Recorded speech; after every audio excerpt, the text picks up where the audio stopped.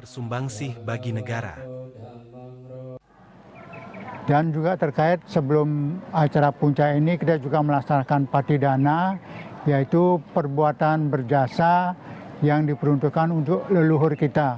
Kepada semua leluhur yang ada hubungan karma dengan kita berikan persembahan merupakan jasa yang mungkin bisa diterima untuk meningkatkan kehidupan dimanapun mereka berada terlahir sekarang, dengan harapan semoga mereka mengetahui dan bisa berbahagia sehingga mengkondisikan bisa terlahir di alam-alam yang berbahagia dan tercapainya tujuan utama yaitu Nibbana.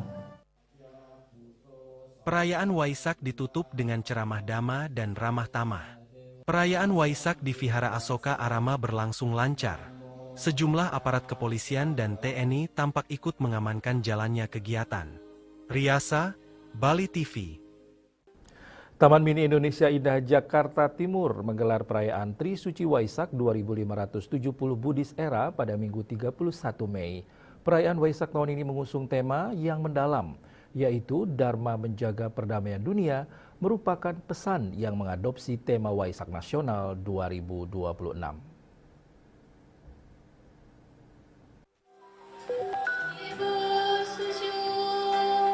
Taman Mini Indonesia Indah Jakarta Timur menggelar perayaan Hari Trisuci Waisak 2570 Buddhist Era pada Minggu 31 Mei. Perayaan Waisak tahun ini mengusung tema yang mendalam, yaitu Dharma Menjaga Perdamaian Dunia, yang merupakan pesan yang mengadopsi tema Waisak Nasional 2026. Pembimbing Masyarakat Buddha Kementerian Agama Provinsi Jakarta, Suliarna, pada Minggu 31 Mei, menyampaikan rangkaian perayaan Hari Trisuci Waisak dimulai dengan pelepasan burung sebagai simbol kebebasan, lalu berkeliling tempat ibadah, pembacaan doa suci umat Buddha, penyalaan lilin sebagai simbol penerangan, dan bimbingan Dharma dari tokoh agama atau rohaniawan Buddha. Sebagai umat Buddha menjadi bagian dari warga bangsa, menjadi wajib hukumnya kita menjalankan praktik ajaran Buddha untuk turut serta menjaga perdamaian dunia. Nah, perdamaian dunia itu tentunya berangkat dari diri kita sendiri, lalu ke masyarakat, bangsa, dan negara. Rangkaian kegiatan Waisak pada tahun ini kita mulai dari pembacaan Parita Ratana Sutta. Itu adalah sebuah doa bagi umat Buddha untuk memperoleh keberkahan, keselamatan, perdamaian, baik diri kita maupun bangsa dan negara. Ini memperteguh ya, bagaimana peran mereka untuk melayani masyarakat, peran mereka, kehadiran mereka semata-mata juga untuk membawa kebahagiaan, membawa kedamaian, membawa ketentraman. Dan ini semakin konkret ya, semakin dapat dirasakan dengan kondisi saat ini ketika dunia tidak tentram, dunia tidak damai, dunia tidak bahagia, justru kita diingatkan untuk kembali ke jalan spiritual. Para biksu mengajak umat Buddha menjadikan peringatan Hari Trisuci Waisak sebagai momentum memperkuat komitmen menebarkan kebajikan, mempererat persaudaraan, dan menjaga perdamaian dunia. Menurutnya, pesan Dharma tidak hanya dipahami sebagai ajaran keagamaan, tetapi juga menjadi pedoman hidup yang menuntun manusia untuk tetap berpegang pada nilai-nilai kebenaran, moralitas, dan kebijaksanaan. Dari Jakarta, Asfar Muhammad, Rian Rahman, Kantor Berita Antara mewartakan. Ribuan umat Buddha mengikuti prosesi penyalaan pelita perdamaian dalam rangkaian perayaan Trisuci Waisak 2570 Buddhist Era 2026 di Candi Mendut, Kabupaten Magelang, Jawa Tengah, Minggu 31 Mei 2026. Pelita perdamaian yang dinyalakan menggunakan api abadi Merapen tersebut menjadi simbol penerangan batin, doa, serta harapan bagi terwujudnya kedamaian dan keharmonisan bagi seluruh makhluk.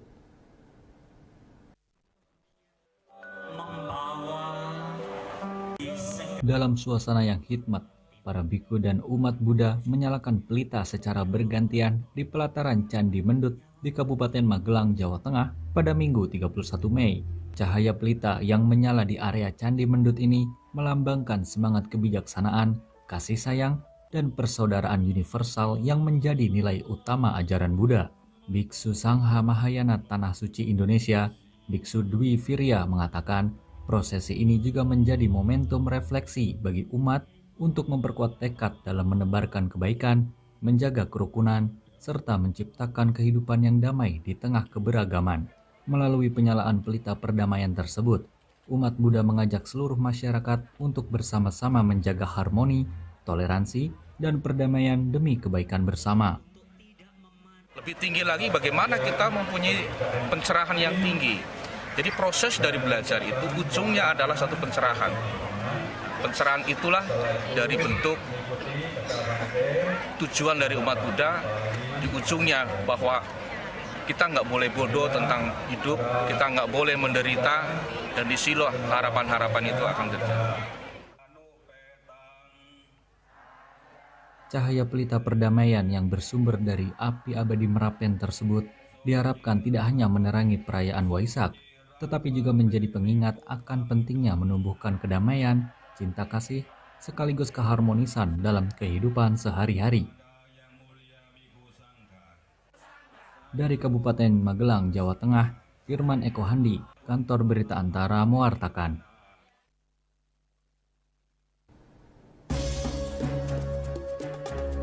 Ahli fungsi hutan Desa Sambangan Sukesade disorot Dewan. Kami segera kembali dengan laporannya.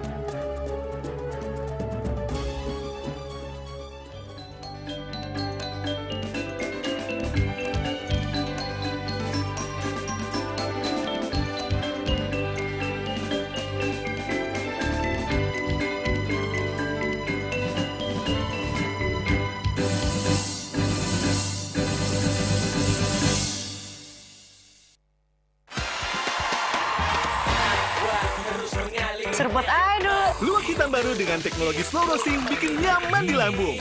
Menangkan 20 emas murni dari Kopi Luwak. Kumpulkan kopi luwak favoritmu, tata menjadi rangkaian yang menarik, foto atau video, upload ke sosial media, dan tag @kopiluwakofficial. Buruan kirim, jangan sampai ketinggalan. Luwak hitam baru. Ngeri mantapnya. Gak kemanisan. Mantap. Cat color dengan daya sebar yang luas, cepat kering, dilengkapi 39 pilihan warna. Kualitas dijamin terbaik. Cat color harga ekonomis.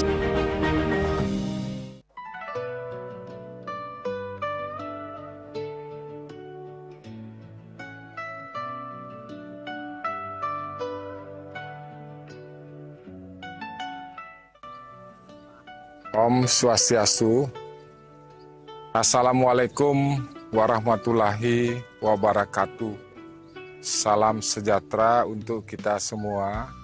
Namo Buddhaya. Salam kebajikan. Salam Rahayu. Kami segenap pimpinan dan seluruh anggota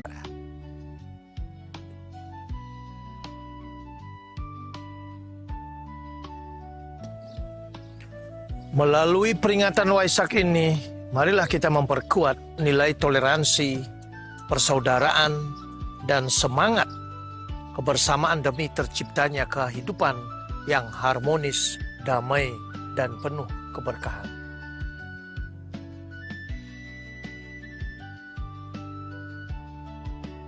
Semoga cahaya suci Waisak membawa ketenangan batin, kebahagiaan, kesehatan, serta harapan baru bagi seluruh umat Buddha dan masyarakat Indonesia pada umumnya. Dengan semangat Waisak, mari bersama membangun kehidupan yang rukun, damai, dan penuh cinta kasih. Om Santih, Santih, Santih, Om Namo Buddhaya. Salam sejahtera untuk kita semua.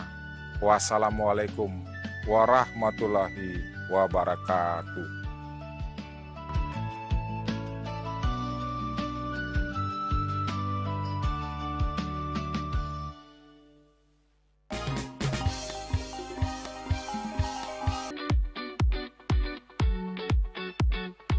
Dirgahayu, Bali TV yang ke-24. Matahari dari Bali. Semoga sukses selalu, semakin jaya di udara, dan terus memberikan tayangan-tayangan yang berkualitas, kreatif, dan mengedukasi masyarakat. Selamat.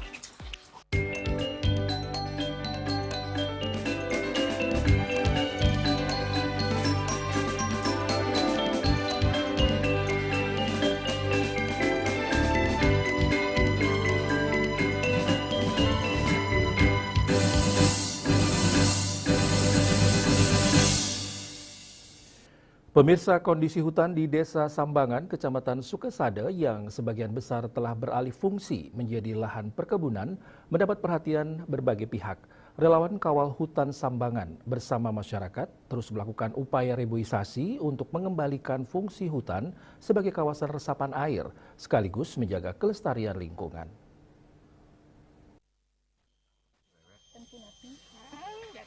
Menurut Koordinator Kawal Hutan Sambangan Dewa Made Gunawan, luas hutan di Desa Sambangan mencapai 118 hektar. Namun sekitar 109 hektar diantaranya telah dimanfaatkan sebagai lahan perkebunan, sehingga hanya tersisa sekitar 9 hektar kawasan hutan yang masih alami dan belum mengalami alih fungsi.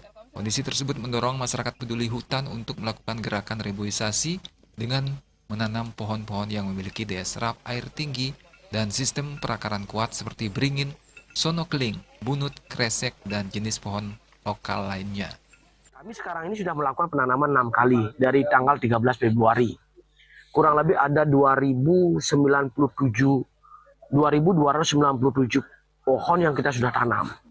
Dan didominasi oleh beringin yang kelasnya viskus semua. Tapi ada juga pohon-pohon yang lain, ada juga sonokeling, ada juga beraneka ragam ini, kurang lebih 2.000-an sekian. Dan target kami, goal kami adalah untuk mengembalikan hutan, kami lestari kembali, itu kurang lebih target kami adalah, goalnya kami lah 100.000 pohon. Selain melakukan penanaman, masyarakat juga berupaya mengurangi dominasi tanaman produktif, seperti cengkeh dan durian yang dinilai kurang optimal dalam mendukung fungsi resapan air di kawasan hutan. Melalui langkah tersebut, masyarakat berharap kondisi hutan kembali asri, sehingga mampu menjaga ketersediaan air di wilayah hulu dan mengurangi potensi banjir di daerah hilir akibat alih fungsi lahan yang berlebihan. Sementara itu, anggota DPR RI Dapil Bali Inyoman Parte saat bertemu dengan relawan kawal hutan Sambangan menilai telah terjadi kekeliruan dalam pengelolaan kawasan hutan desa. Menurutnya, pohon-pohon tua dan endemik seharusnya tidak ditebang karena memiliki peran penting dalam menjaga keseimbangan ekosistem. Ia juga menegaskan kawasan hutan tidak semestinya didominasi tanaman produktif yang tidak memiliki fungsi konservasi yang memadai. Memang terjadi kesalahan di dalam melakukan pengelolaan hutan desa. Oleh karena itu memang perizinan dalam pengelolaan hutan desa di Sambangan dan di desa-desa yang lain perlu ditinjau ulang agar pemanfaatnya kembali kepada ide awal, agar izin yang diberikan dilakukan evaluasi kembali, dan jika memang tidak sesuai ya harus ditertibkan. Parto meminta agar perizinan pengelolaan hutan Sambangan maupun kawasan hutan lainnya ditinjau kembali sehingga pemanfaatan hutan dapat berjalan seimbang antara kepentingan masyarakat dan pelestarian lingkungan. Sebagai bentuk dukungan nyata terhadap upaya pemulihan kawasan hutan, Nyoman Parte menyatakan akan turut terlibat langsung dalam kegiatan penanaman pohon di hutan desa Sambangan. Yasri Yuli, Bali TV. Posyandu Kamboja Ranting 2 Secata Rindam 9 Udayana di Kelurahan Banyuning, Kabupaten Buleleng kembali menorehkan prestasi membanggakan. Setelah meraih juara 1 posyandu terbaik tingkat regional Indonesia Tengah tahun 2025, posyandu Kamboja menjadi tujuan studi tiru posyandu lainnya.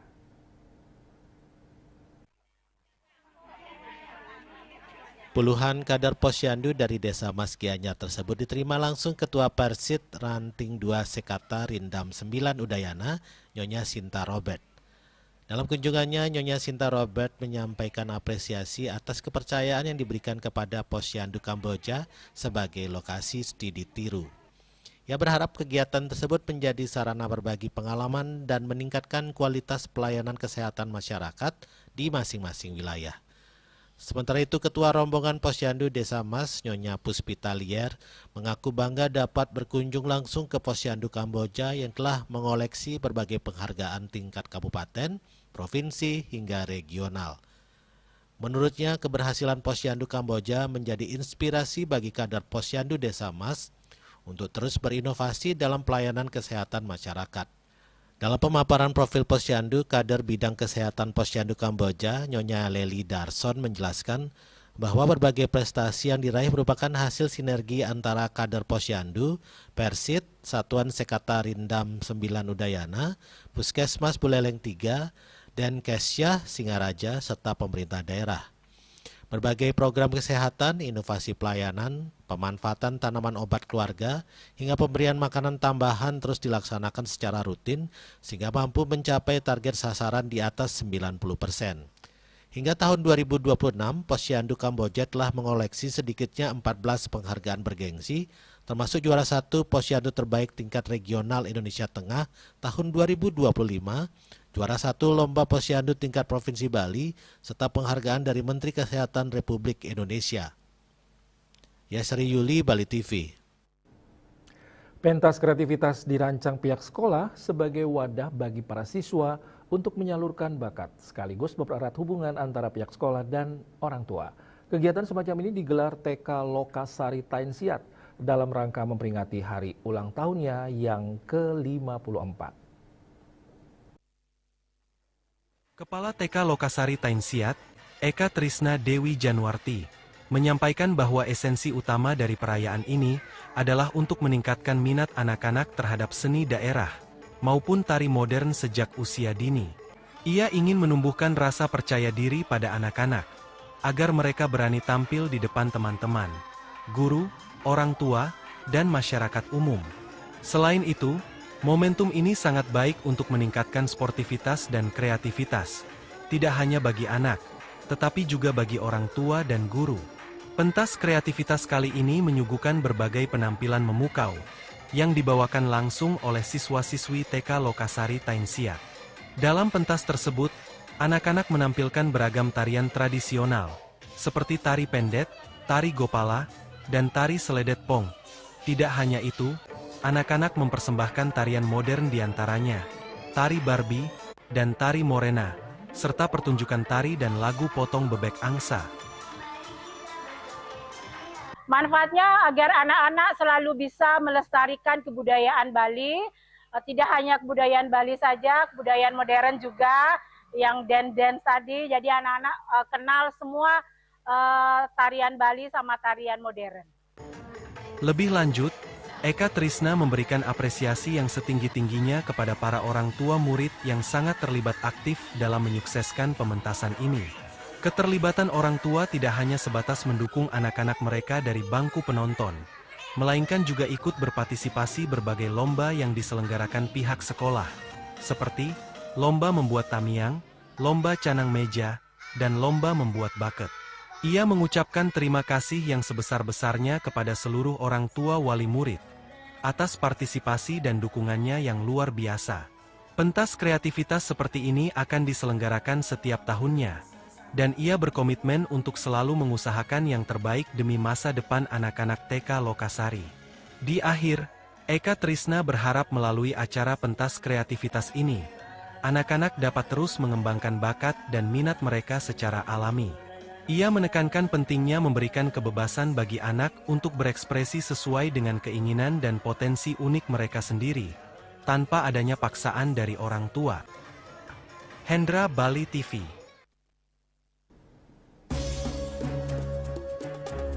Kami akan segera kembali dengan informasi WFH di kalangan kampus perkuat SE Menteri.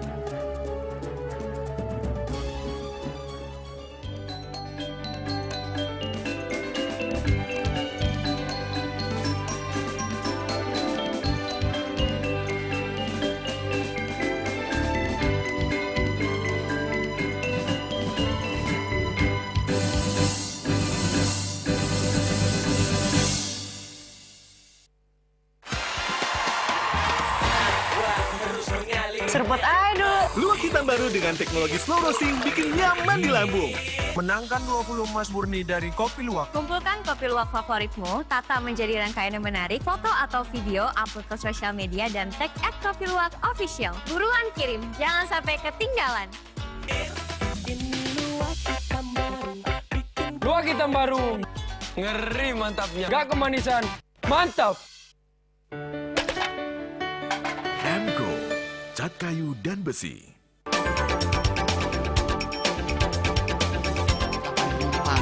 Pihak bandara telah melayani sebanyak 192.284 penumpang baik domestik maupun internasional. Operator mengatakan dari kunjungan wisatawan mencapai 3.000 pengunjung per hari tersebut. Ini mengacu pada perdagangan harga gabah yang juga semakin mahal saat ini. Kondisi itu pun membuatnya tidak maksimal memenuhi permintaan pasokan beras berkelangkaan dan loyalitas anggota Linmas. Hadir dalam kegiatan pelatihan dan pembekalan tersebut.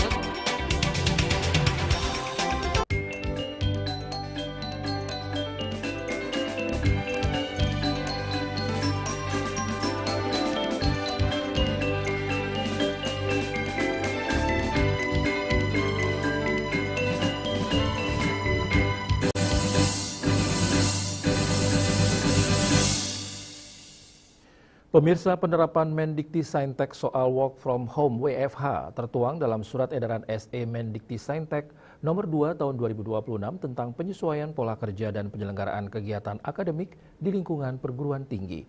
Setelah berjalan sebulan, pemerintah memperpanjang WFH hingga 2 bulan ke depan. Pimpinan perguruan tinggi menilai pelaksanaan WFH di kalangan kampus sudah biasa dilakukan pasca COVID-19 hingga saat ini. WFH di kalangan kampus disebut memperkuat SE Menteri.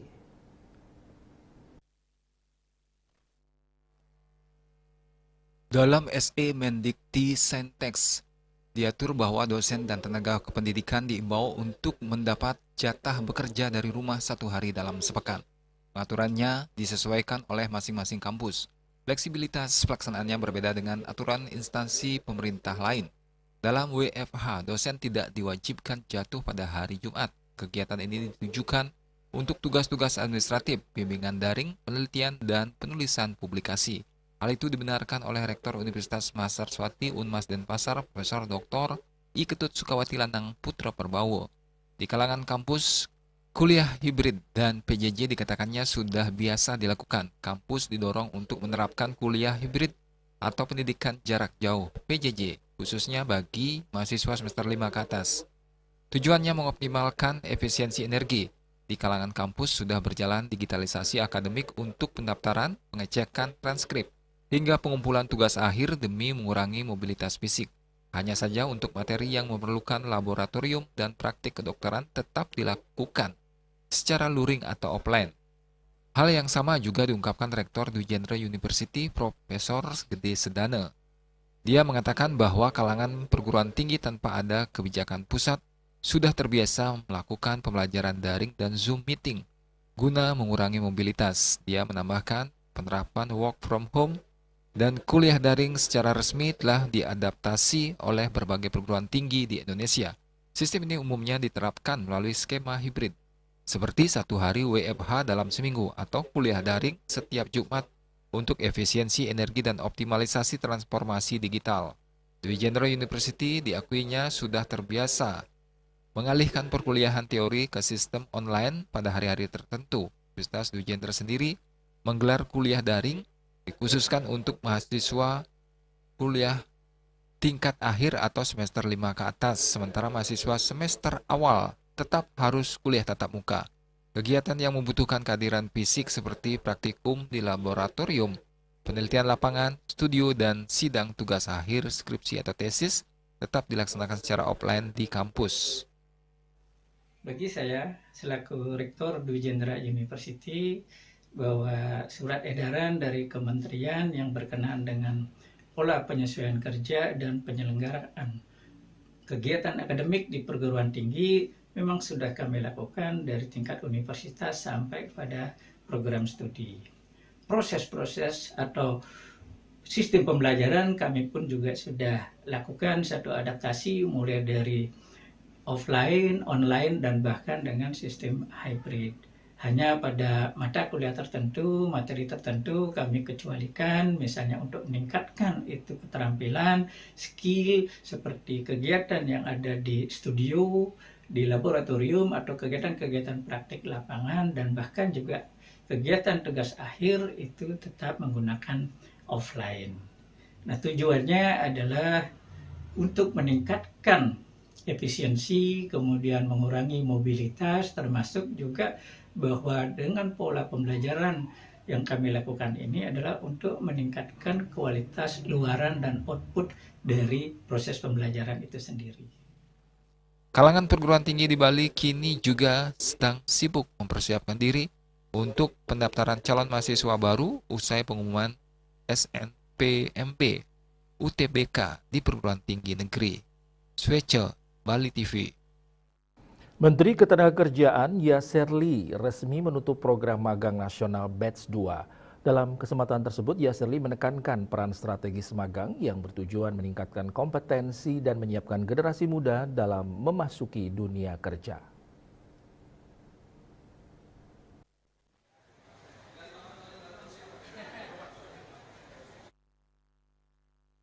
Menteri Ketenagakerjaan Yasserli menegaskan pentingnya penguatan kompetensi generasi muda agar lebih siap menghadapi dinamika dunia kerja.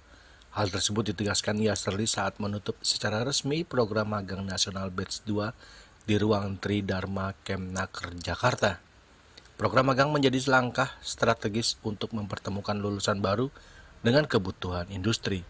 Selain memberikan pengalaman praktek kerja, Yasserli mengatakan program tersebut juga membantu peserta memahami budaya kerja, meningkatkan keterampilan, serta memperluas wawasan profesional sebelum memasuki pasar kerja. Program ini hadir di Indonesia. Saya membayangkan 6 bulan yang lalu bagaimana kementerian ini ketika mendapatkan instruksi dari Pak Presiden untuk kita melaksanakan program magang nasional, kita lakukan persiapan sebaik mungkin. Kita punya pengalaman tapi tidak dalam skala masif seperti ini dengan 100.000 peserta. Biasanya magang itu hanya dilaksanakan di balai-balai kita atau diorganisir oleh balai-balai kita, dengan jumlahnya paling ribuan. Berbagai dinamika yang terjadi, alhamdulillah dengan support dari semua pihak yang luar biasa, dari lintas kementerian, ada dari Menko Perekonomian, nah kasih salam buat Pak Menko, Pak Khairul, ya, dari Menteri Keuangan, dari Mensesnek, Sekretaris Kabinet, dari kementerian-kementerian ya yang kita dekat. Ya, memang menjadikan magang sebagai salah satu program bersama juga Kementerian IMIPAS. Ya. Akhirnya alhamdulillah dengan segala dinamika, dengan segala catatan yang ada, program magang Batch 2 ini sudah selesai. Dengan uang saku sudah selesai juga dibayar. Sebagian besar. Kalau yang belum, berarti evaluasinya belum dilaksanakan. Pelaksanaan program magang nasional Batch 1 dan Batch 2 telah diikuti sekitar 76.000 peserta. Sebanyak 14.000 peserta berasal dari batch pertama, sementara sekitar 62.000 peserta lainnya mengikuti batch kedua. Tingginya jumlah peserta menunjukkan besarnya minat generasi muda untuk memperoleh pengalaman kerja langsung di lingkungan industri. Dari Jakarta, Julius Soeharto dan Ketut Sumadiasa melaporkan. Pemerintah terus memperkuat langkah pemberdayaan masyarakat melalui penguatan usaha mikro kecil dan menengah atau UMKM. Seiring dengan waktu, pemerintah juga memperluas pelindungan sosial dan percepatan pengentasan kemiskinan di Indonesia. Hal tersebut disampaikan Menteri Koordinator Bidang Pemberdayaan Masyarakat Muhaimin Iskandar usai diterima Presiden Prabowo Subianto di Istana Merdeka, Jakarta.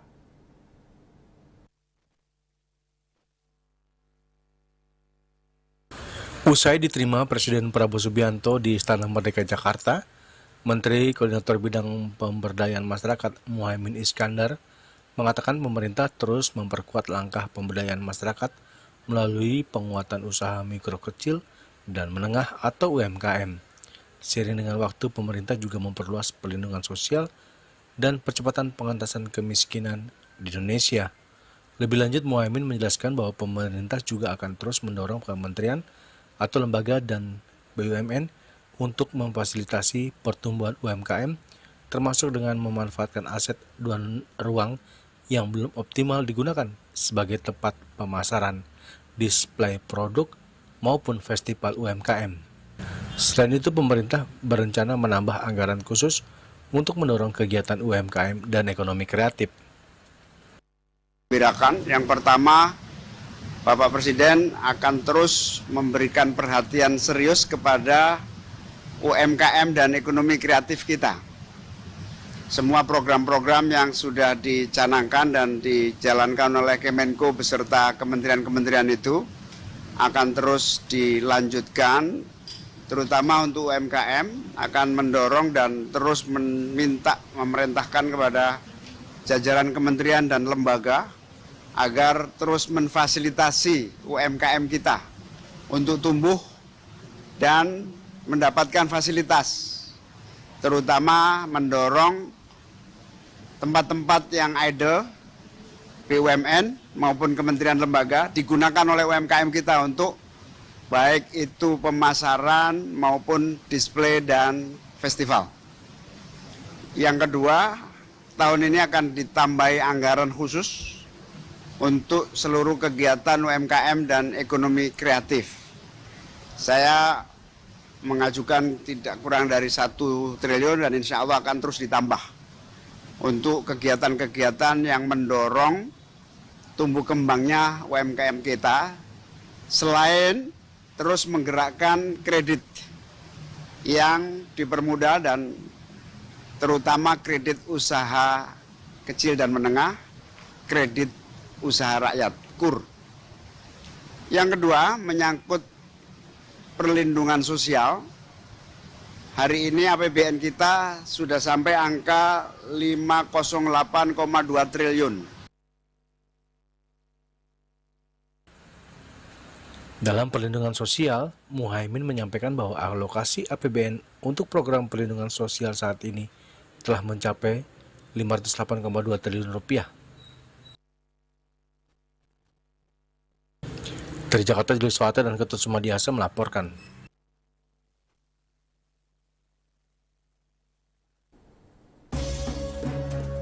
Ketua Majelis Etik Ombudsman sarankan semua pansel lembaga dievaluasi. Kami segera kembali dengan informasinya.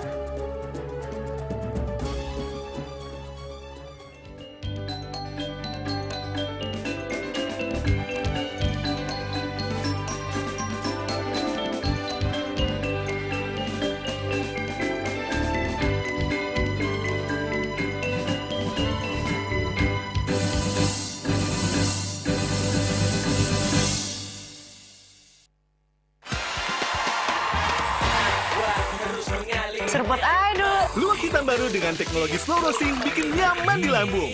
Menangkan 20 emas murni dari Kopi Luwak. Kumpulkan kopi luwak favoritmu, tata menjadi rangkaian yang menarik, foto atau video, upload ke sosial media, dan tag @kopiluwak_official. Buruan kirim, jangan sampai ketinggalan.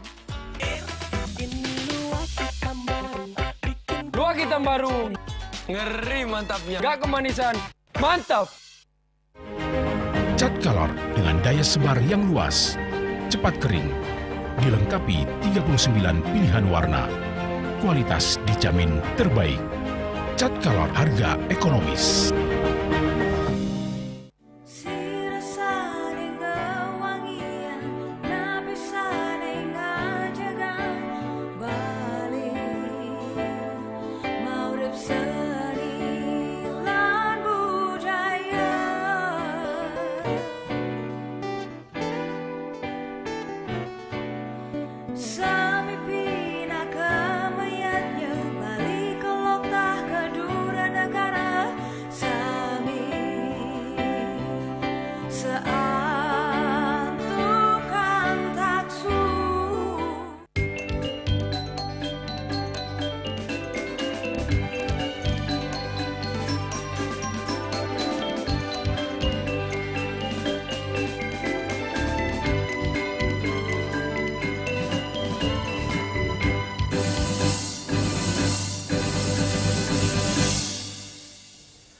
Pemirsa, Ketua Majelis Etik Ombudsman Republik Indonesia, Jimli Asidiki, mengatakan berkaca dari kasus Ketua Ombudsman nonaktif Heri Santoso yang kini berstatus tersangka dugaan korupsi tata kelola tambang nikel, Jimli menilai sistem perekrutan pimpinan lembaga negara melalui panitia seleksi harus segera dievaluasi.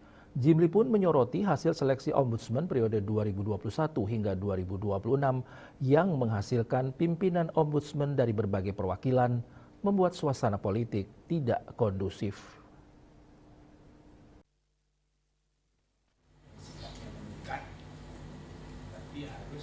Dalam konferensi pers di kantor Ombudsman Jakarta, Ketua Majelis Etik Ombudsman Republik Indonesia, Jimli Asidiki, mengatakan berkaca dari kasus Ketua Ombudsman nonaktif Heri Santoso yang kini berstatus tersangka dugaan korupsi tata kelola tambang nikel, Jimli menilai sistem rekrutmen pimpinan lembaga negara melalui panitia seleksi harus segera dievaluasi. Jimli pun menyoroti hasil seleksi Ombudsman periode 2001 hingga 2026 yang menghasilkan pimpinan Ombudsman dari berbagai perwakilan, membuat suasana politik tidak kondusif. Sebelumnya, Kejagung menetapkan Heri Santoso sebagai tersangka kasus dugaan tindak pidana korupsi dalam kegiatan tata kelola usaha pertambangan nikel tahun 2013-2025.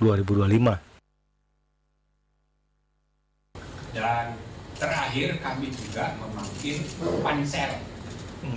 pansel yang secara terbuka sidang di sini, sebagian yang sudah ikut, dan dilanjutkan dengan kami memanggil tadi pagi khusus pimpinan ORI yang lama, karena pimpinan ORI konon katanya ketuanya memberi rekomendasi atau referensi kepada 3 orang, ya, bahkan 4 di antara anggota lama incumbent itu mendaftar, tapi yang lolos cuma 2. Nah, ini yang lolos ini semuanya dikasih referensi oleh ketua. Nah, kita ini cek kenapa dikasih referensi, padahal sudah ada kasusnya diberitakan di Tempo.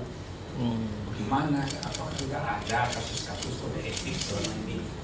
Nah, tadi sudah kami cek selama hampir 2 jam tadi, ya kan?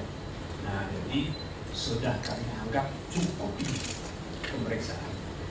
Jadi kasusnya bahasa Ibu Siti Zuro, wis cetok elo-elo. Nah, jadi tapi kita harus tetap menghormati proses sama penting dengan hasil, ya kan? Kalau hanya sekedar hasil ya gampang, tapi prosesnya harus kita ikuti secara minimum. Dalam kasus itu, Heri diduga menerima uang suap senilai 1,5 miliar rupiah dari perusahaan PT TSHI. Dari Jakarta, Julius Wata dan Ketut Sumadiasa melaporkan. Ratusan Pinandita se-Jabodetabek turut hadir untuk mengikuti Santi Puja, serangkaian menyambut Puja Wali ketiga Purawira Santi Dharma Sentul Bogor, Jawa Barat. Salah satu Pinandita, I Gusti Ngurah Jelantik, mengatakan kegiatan ini diisi persembahyangan dan doa bersama yang ditujukan untuk memohon kedamaian, keselamatan, dan keharmonisan bagi umat manusia dan alam semesta.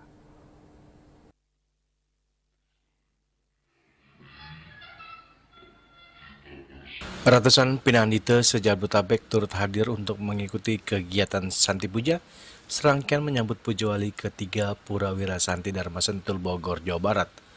Salah satu Pinandita, I Gusti Ngurah Jelantik, mengatakan kegiatan Santi Puja adalah persembahyangan dan doa bersama, tujuan spiritual doa-doa suci guna meningkatkan vibrasi spiritual pura, memohon kedamaian dunia, agenda doa perdamaian, serta keselamatan bangsa.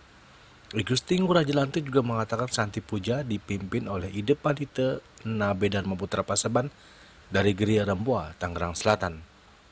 Mewakili panitia Puja Wali ketiga, ya, Dumun itu sampun ke-15. Okay. Ya, yang awalnya kita ambil 6 bulan sekali. Setelah kita pertimbangkan bahwa kalau 6 bulan itu terlalu cepat, jadi kita ambil 1 tahun sekali. Dari Ngentek Linggih sampai sekarang sudah ke 3 kali. Jadi harapan Titiang selaku pengempon pura Wira Santi Dharma, Titiang angayu bahagia sekali kita bisa menyatukan Pinandita sejabodetabek. Tentu niki merupakan satu kebahagiaan tersendiri bagi kita sebagai pengempon pura, di mana pura Wira Santi Dharma walaupun kecil, tapi tentu membawa vibrasi yang luar biasa. Karena Napi yang tadi berpikir gelap gulita begitu di atas ini udah penuh seperti bayangan hujan yang sangat deras. Tapi begitu memohon ke hadapan ide susunan Riki, ternyata semua itu ya terang-terang seperti sekarang ini kita saksikan.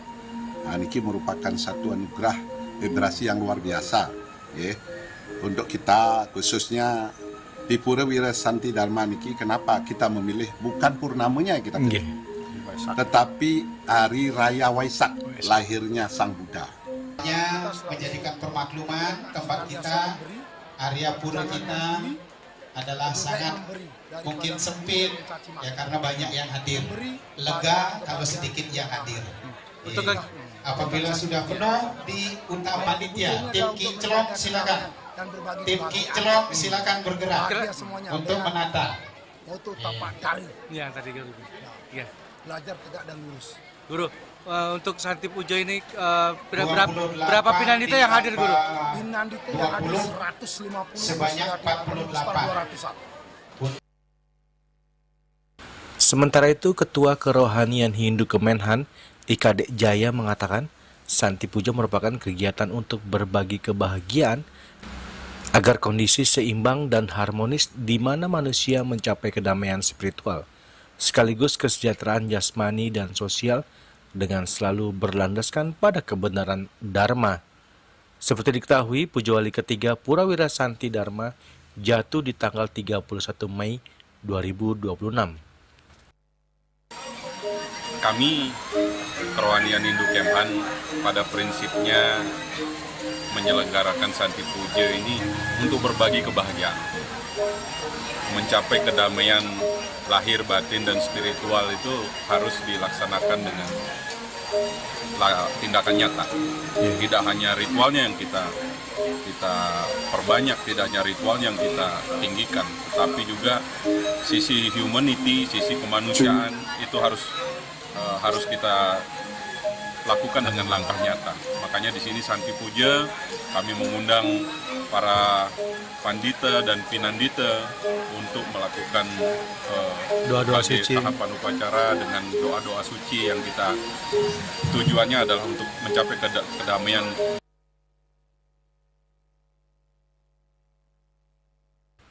Dari Sentul, Bogor, Jawa Barat, Julius Warte dan Ketut Sumadiasa melaporkan.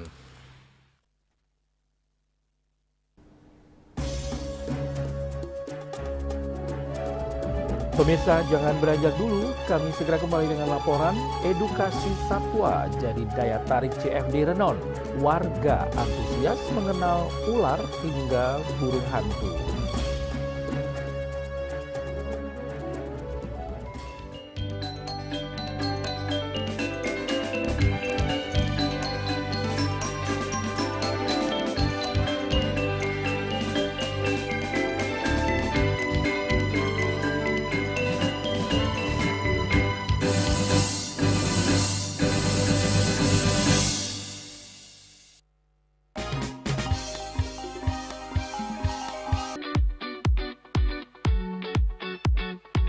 Dirgahayu Bali TV yang ke-24, Matahari dari Bali. Semoga sukses selalu, semakin jaya di udara, dan terus memberikan tayangan-tayangan yang berkualitas, kreatif, dan mengedukasi masyarakat. Selamat.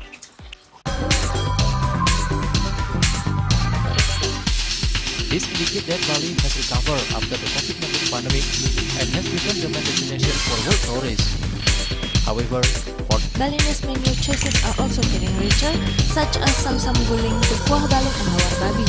Although many restaurants serve similar menus made from pork, Start, they leave behind telltale characteristics and fragments of DNA circulating in the blood called cell-free DNA.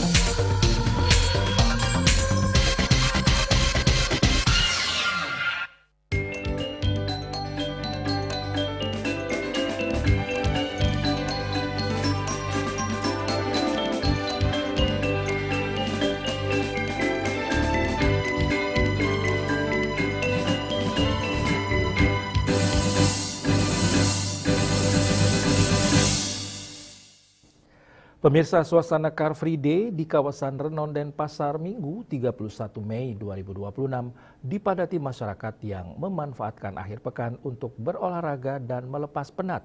Di tengah keramaian tersebut, edukasi satwa dari komunitas pecinta hewan menjadi perhatian pengunjung dan menarik antusias berbagai kalangan.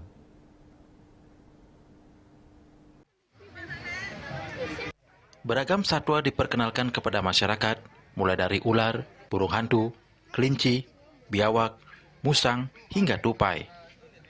Kehadiran satwa-satwa tersebut membuat banyak warga, khususnya anak-anak, penasaran dan mendekat untuk melihat secara langsung.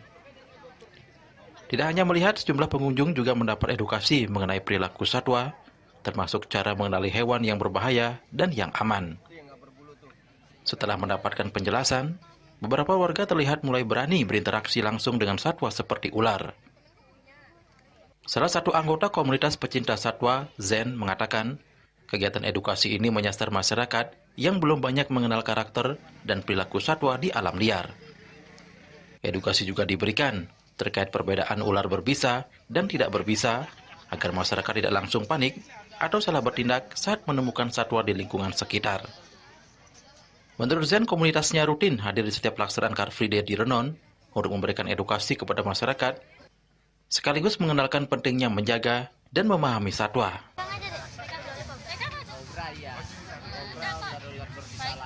Untuk hari ini kita dari komunitas BAE itu ada mau edukasi buat anak-anak dan warga sekitar buat pemahaman tentang berbagai jenis hewan, seperti contohnya ular atau ya lainnya kayak burung hantu dan biawak.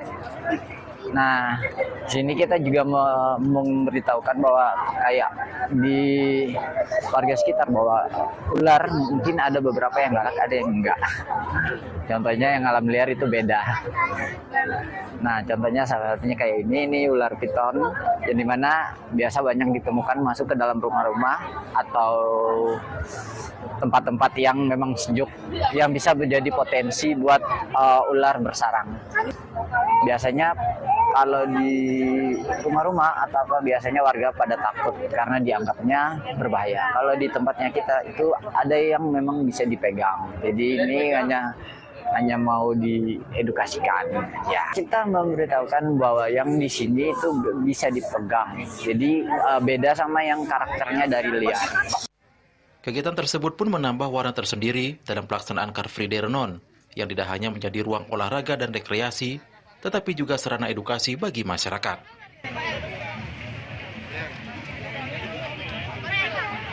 Agung Santika, Bali TV. Iwayan Satya terpilih menjadi Ketua SDHD Banjar Ciledug periode 2026 hingga 2029. Dalam pelantikan Ketua Sukaduka Hindu Dharma Banjar Ciledug, Iwayan Satya berharap umat Hindu SDHD Banjar Ciledug selalu meningkatkan semangat pengaturan ayah secara tulus ikhlas dan tetap menjaga keguyuban sesama umat Hindu di perantauan. Berlokasi di Wantilan Pura Agung Dharma Sidi Ciledug, Tangerang Selatan, panitia menggelar kegiatan pelantikan Ketua Sukaduka Hindu Dharma Banjar Ciledug. Iwayan Satya terpilih menjadi Ketua SDHD Banjar Ciledug periode 2026 hingga 2029. Iwayan Satya mengatakan mengajak umat Hindu SDHD Banjar Ciledug meningkatkan pengaturan ayah atau ngayah dalam bentuk pengabdian suci, gotong royong, dan persembahan tulus ikhlas tanpa pamrih. Praktek ini merupakan wujud nyata pelaksanaan ajaran Karma Marga, jalan kerja atau tindakan untuk mendekatkan diri kepada ide Sang Yang Widiwasa dan menjaga keharmonisan antar sesama. Amanatkan sebagai Ketua Banjar di periode 2026-2029. Jadi harapan tiang kepada warga bagaimana kita bisa bersama-sama unjuk ngayah dengan tulus dan ikhlas. Itu yang akan tiang terapkan, yang akan sampaikan ke warga Semeton, Banjar Ciledug dan sekitarnya. Semoga ke depan Banjar Ciledug dengan program-program yang belum selesai dilaksanakan di kepengurusan sebelumnya, yang akan bisa lanjutkan di kepengurusan sekarang ini. Hindu Dharma Indonesia Provinsi Banten bersama dengan Ketua PHDI Kota Tangerang, Ibu Suhadiarto, Ketua PHD Tangsel, yang tentu Ketua PHD Kota Tangerang dari Melantik, Ketua Pengurus Banjar, Sukoduko Banjar Ciledug, masa bakti 2026-2029. Ketuanya yang baru Pak Wayan Satya. Tentu kita ya semua sebagai Parisade mengimbau dan juga tadi komitmen untuk semua bahwa bagaimana para pengurus yang baru ini ngayah dengan saling asah asih asuh, dengan tentu ngayah tulus ikhlas ya, untuk kepentingan umat khususnya di Banjar Ciledug. Sementara itu, Ketua SDHD Banjar Ciledug periode 2020 hingga 2026, Imadi Sumartana mengatakan meminta kepada Ketua SDHD yang baru untuk membuat Purana dengan tujuan pembuatan Purana Pura adalah sebagai sumber informasi utama yang memuat latar belakang sejarah berdirinya pura, fungsi, struktur bangunan, serta tata cara pelaksanaan upacara di tempat suci tersebut. Banyak PR yang mungkin nanti pengurus Banjar yang baru yang sampai saat ini belum tuntas, hanya masih di dalam grup, masih catatan, yaitu membuat Purana kita ini belum jadi dari 3 tahun yang lalu. Nah mungkin nanti pengurus Banjar yang baru bisa berkomunikasi dengan Ketua Banjar di Jabodetabek. Barangkali nanti Puranonya ini disusun disesuaikan dengan kondisi kita yang ada di Ciledug. Dari Tangerang Selatan, Juli Suharto dan Ketut Sumadiasa melaporkan. Dan saatnya kami sampaikan informasi perakiraan cuaca untuk kabupaten kota di Bali.